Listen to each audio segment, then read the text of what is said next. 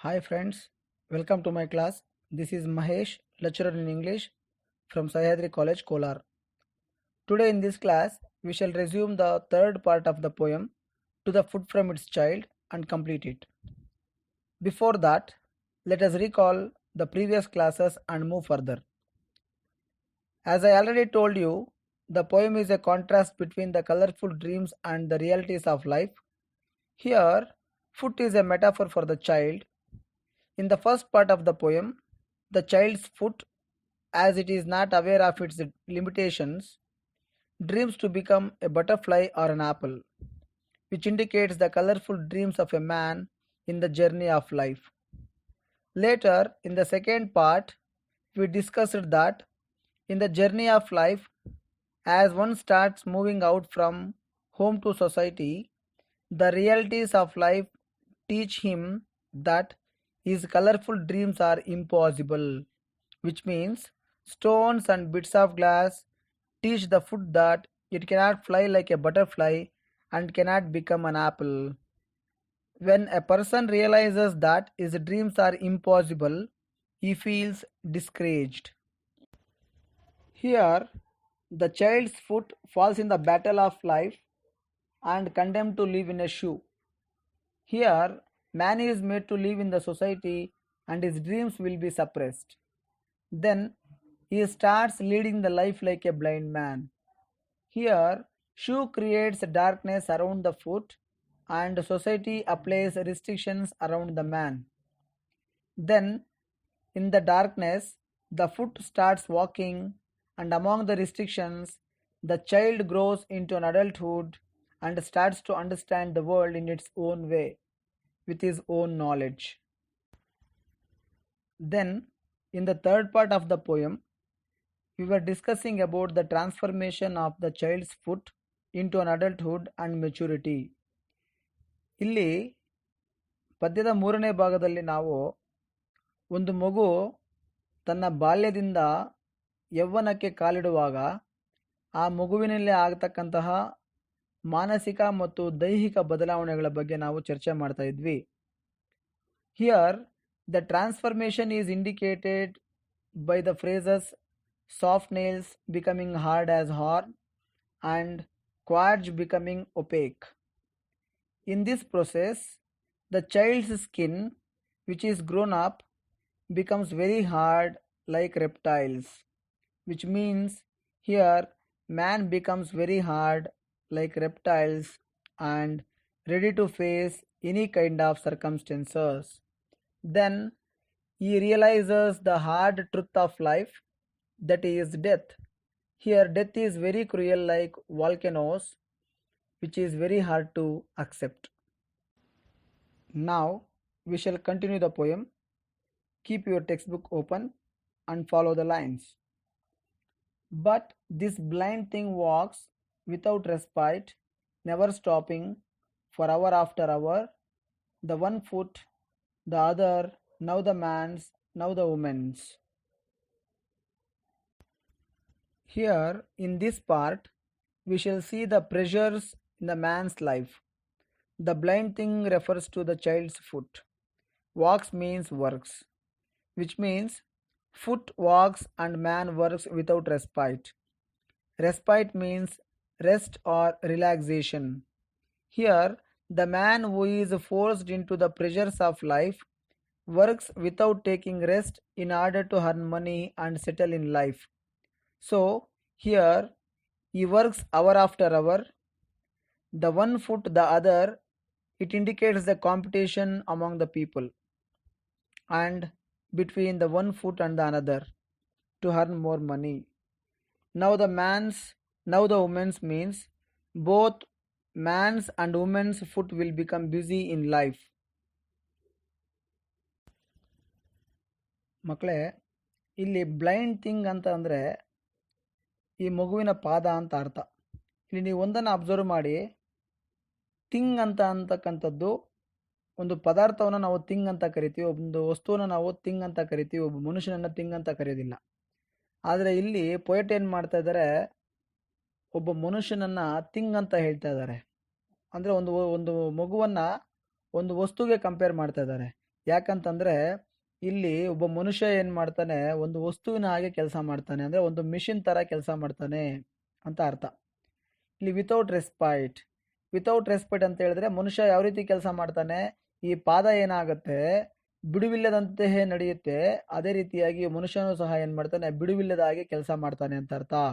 Never stopping for hour after hour, ಅಂದರೆ 1 hour ಅಲ್ಲ, 2 hour ಅಲ್ಲ, 3 ಅವರ್ ಅಲ್ಲ, ದಿನಕ್ಕೆ 24 ಗಂಟೆಗಳಿರುತ್ತೆ. 24 ಗಂಟೆನೂ ಸಹ ಅವನೇನು ಮಾಡ್ತಾನೆ, ದುಡಿದು ಹಣ ಸಂಪಾದನೆ ಮಾಡಬೇಕು ಅಂತಾನೆ ಯೋಚನೆ ಮಾಡ್ತಾ ಇರ್ತಾನೆ. Now the one foot now the other ಅಂತಂದರೆ the competition among the foot. ಏನಾಗುತ್ತೆ, ಇಲ್ಲಿ ನಾವು ಒಂದು ಪಾದ ಮುಂದೆ ಇಡ್ತೀವಿ, ಇನ್ನೊಂದು ಪಾದ ಏನಾಗುತ್ತೆ ಅದಕ್ಕಿಂತ ಮುಂದೆ ಹೆಜ್ಜೆ ಇಡುತ್ತೆ, ಆವಾಗ ಇನ್ನೊಂದು ಪಾದ ಏನಾಗುತ್ತೆ ಅದಕ್ಕಿಂತ ಮುಂದೆ ಹೆಜ್ಜೆಯನ್ನು ಇಡುತ್ತೆ. ಈ ಥರ ಏನಾಗುತ್ತೆ, ಮನುಷ್ಯ ಹೆಜ್ಜೆಯ ಮುಂದೆ ಇನ್ನೊಂದು ಹೆಜ್ಜೆಯನ್ನು ಇಟ್ಕೊಂಡು ನಡ್ಕೊಂಡು ಹೋಗ್ತಾನೆ ಇರ್ತಾನೆ. ಅದೇ ರೀತಿಯಾಗಿ ಕೆಲಸನೂ ಸಹ ಮಾಡ್ತಾ ಇರ್ತಾನೆ. ಯಾಕಂತ ಹೇಳಿದ್ರೆ ದುಡ್ಡು ಸಂಪಾದನೆ ಮಾಡಬೇಕು, ಜೀವನದಲ್ಲಿ ಸೆಟಲ್ ಆಗಬೇಕು ಅಂತಕ್ಕಂಥ ಒಂದು ಆಸೆ ಇರುತ್ತೆ ಈ ಟೈಮಲ್ಲಿ ಅವನಿಗೆ. Now the man's now the women's. ನೋಡಿ, ಅಪ್ ಟು ಸರ್ಟನ್ ಏಜ್, ಕೆಲವು ದಿನಗಳ ಮಟ್ಟಿಗೆ, ಕೆಲವು ವರ್ಷಗಳ ಮಟ್ಟಿಗೆ ನಾವೇನು ಮಾಡ್ತೀವಿ, ಒಂದು ಮಗುವನ್ನು ಮಗು ಅಂತ ಕರಿತೀವಿ. ಆಮೇಲೆ ಏನಾಗುತ್ತೆ, ಅದು ಅಡಲ್ಟ್ಹುಡ್ಗೆ ಬಂದಮೇಲೆ ಅದನ್ನು ನಾವು ಮಗು ಅಂತ ಕರೆಯೋದಿಲ್ಲ, ಗಂಡು ಮತ್ತು ಹೆಣ್ಣು ಅಂತ ಗುರುತಿಸ್ತೀವಿ. ಅದೇ ರೀತಿಯಾಗಿ ಇಲ್ಲಿ ಮಗು ಏನಾಗಿದೆ, ಅಡಲ್ಟ್ಹುಡ್ಗೆ ಬಂದಿರೋದ್ರಿಂದ ಅದು ಗಂಡಾಗಿರ್ಬೋದು ಹೆಣ್ಣಾಗಿರ್ಬೋದು, ಇಬ್ಬರೂ ಸಹ ಏನಾಗ್ತಾರೆ, ಕೆಲಸ ಮಾಡ್ತಾ ಹೋಗ್ತಾ ಇರ್ತಾರೆ. ಎಲ್ಲೆಲ್ಲಿ ಕೆಲಸ ಮಾಡ್ತಾರೆ ನೋಡಿ, ಈ ಪಾದ ಎಲ್ಲೆಲ್ಲಿ ನಡೆಯುತ್ತೆ ಅದೇ ರೀತಿಯಾಗಿ ಮನುಷ್ಯ ಎಲ್ಲೆಲ್ಲಿ ಕೆಲಸ ಮಾಡ್ತಾನೆ ಅಂತ ಅರ್ಥ. ನೋಡಿ, ಈ ಪಾದ ಎಲ್ಲೆಲ್ಲಿ ನಡ್ಕೊಂಡು ಹೋಗುತ್ತೆ, ಅದೇ ರೀತಿಯಾಗಿ ಈ ಮನುಷ್ಯ ಎಲ್ಲೆಲ್ಲಿ ಕೆಲಸ ಮಾಡ್ತಾನೆ ಅಂತ ಅರ್ಥ. ನೋಡಿ, ಇಲ್ಲಿ ಹಿಂದೆ, ಒಳಗೆ, ಹೊರಗೆ, ಮುಂದೆ, ಮಾರ್ಕೆಟುಗಳಲ್ಲಿ, ಆಫೀಸುಗಳಲ್ಲಿ, ಹೊಲಗಳಲ್ಲಿ, ಗಣಿಗಳಲ್ಲಿ, ಪುರುಸತ್ತಿಲ್ಲದೆ ಹಾಗೆ ಏನು ಮಾಡುತ್ತೆ, ಈ ಒಂದು ಪಾದ ನಡ್ಕೊಂಡು ಹೋಗ್ತಾ ಇರುತ್ತೆ. ಅದೇ ರೀತಿಯಾಗಿ ಮನುಷ್ಯನೂ ಸಹ ಏನು ಮಾಡ್ತಾನೆ, ಕೆಲಸ ಮಾಡ್ತಾ ಇರ್ತಾನೆ. This foot toys in its shoe. ನೋಡಿ, ಎಲ್ಲೇ ಪಾದ ನಡ್ಕೊಂಡು ಹೋದ್ರೂ ಸಹ ಏನಾಗುತ್ತೆ, ಶೂ ಒಳಗಡೆ ಇರುತ್ತೆ. ಅದೇ ರೀತಿಯಾಗಿ ಮನುಷ್ಯ ಎಲ್ಲೇ ಕೆಲಸ ಮಾಡಿದ್ರು ಸಹ ನಿರ್ಬಂಧಗಳಲ್ಲೇ ಏನು ಮಾಡ್ತಾನೆ, ಕೆಲಸ ಮಾಡ್ತಾ ಇರ್ತಾನೆ. ಸೊ ಎಲ್ಲಿವರೆಗೂ ಕೆಲಸ ಮಾಡ್ತಾನೆ, ಅದೇ ರೀತಿಯಾಗಿ ಯಾವ ರೀತಿ ಕೆಲಸ ಮಾಡ್ತಾ ಇರ್ತಾನೆ. Scarcely taking time to bare itself in love or sleep. Scarcely taking time to bare in love or sleep ಅಂದರೆ ಇಲ್ಲಿ ಮನುಷ್ಯ ಏನು ಮಾಡ್ತಾನೆ, ಯಾವ ರೀತಿ ಕೆಲಸ ಮಾಡ್ತಾನಪ್ಪ ಅಂತಂದರೆ, ಪುರುಸತ್ತಿಲ್ಲದ ಹಾಗೆ, ಅಂದರೆ ಒಬ್ಬ ವ್ಯಕ್ತಿಯನ್ನು ಪ್ರೀತಿ ಮಾಡೋದಕ್ಕೂ ಸಹ ಅವ್ನು ಟೈಮ್ ಇರೋದಿಲ್ಲ, ಕಣ್ತುಂಬ ನಿದ್ದೆ ಮಾಡೋದಕ್ಕೂ ಸಹ ಅವನಿಗೆ ಟೈಮ್ ಇರೋದಿಲ್ಲ. ಆ ರೀತಿಯಾಗಿ ಒಬ್ಬ ಮನುಷ್ಯ ಏನು ಮಾಡ್ತಾನೆ, ಇಲ್ಲಿ ಕೆಲಸ ಮಾಡ್ತಾ ಇರ್ತಾನೆ ಅಂತ ಅರ್ಥ. The following lines speak about the areas where man works and foot walks. Up above, down below, through fields, mines, markets and ministries, backwards, far afield, inward, forward. This foot toils in its shoe, scarcely taking time to bear itself in love or sleep. It walks, they walk, until the old man chooses to stop. Here, the foot continues to walk up and down through fields, mines, markets and ministries. See, these are the places where the man works and the foot toils, whether it is man's or woman's. The foot walks inside the shoe and the man works under the limitations. In the process of earning money, this child's foot takes less time to spend in love or sleep. This continues until the old man chose to stop, which means man works continuously till the death. Here, the phrase until the old man chose to stop indicates death of a person.